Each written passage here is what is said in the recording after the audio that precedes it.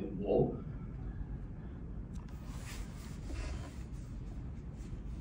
Chen, design manager.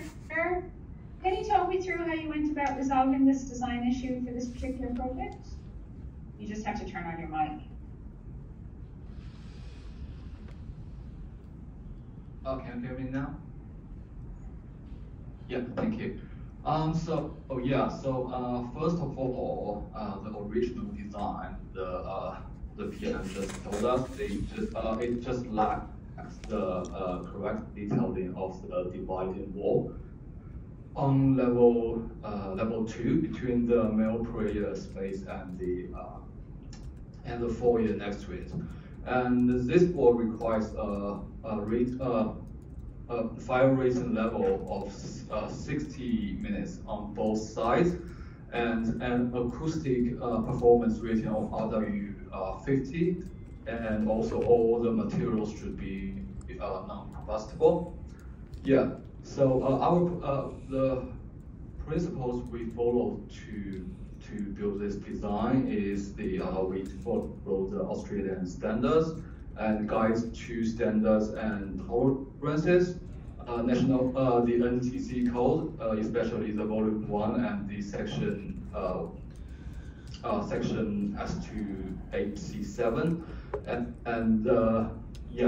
and we want to achieve many aspects. For example, the ease of the fabrication and ability to fabricate, and quality management, and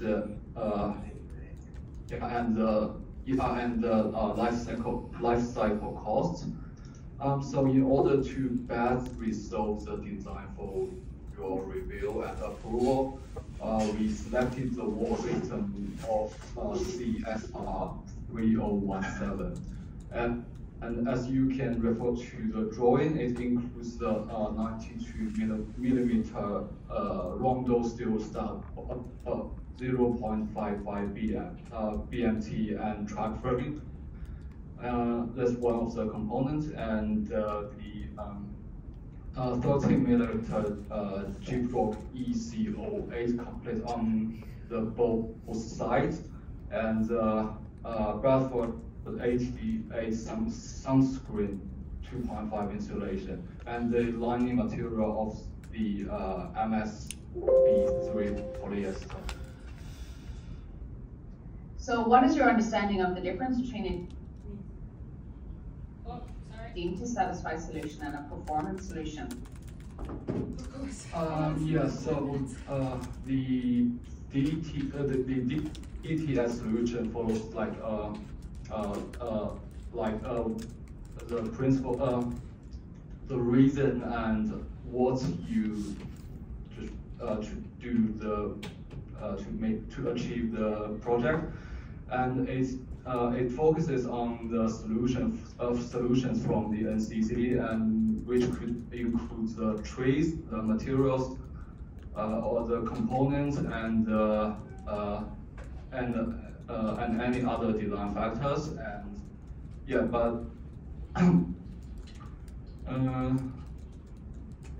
and the performance solution is a solution which is more like unique for let's say for each individual, like different situations, and these situations are like more flexible, and it's different in achieving the outcomes and encouraging the innovative design and technology use. Yep. Okay. So what is the importance of this method statement that we appended to our RFI? What were we trying to achieve with that document? Yes, the methodology is like we have two stages. Let's say we have the framing installation, and we have the plasterboard and insulation installation. So first of all, we need to just identify all the defects from the previous design and clear that area for the new wall. And we set up the wall layout refer to the architectural drawing and align the floor and the ceiling, bottom and above. And yeah, the wall frame shouldn't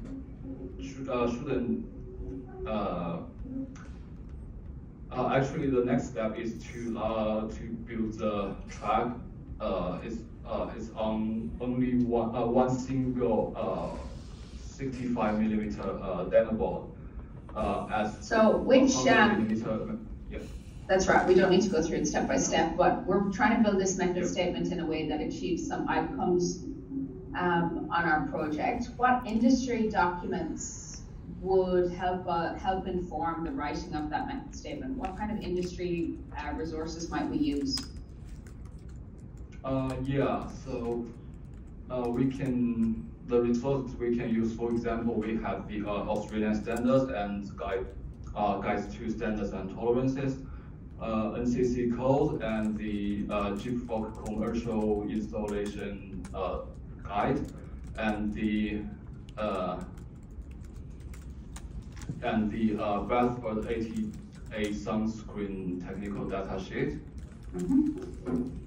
So then, can you give me some examples of how good professional practice as construction managers would contribute to minimizing defects on a project generally? First of all, we need to identify what are the defects and what's the risks we are gonna meet, and yeah, there are like many aspects we need to focus, like the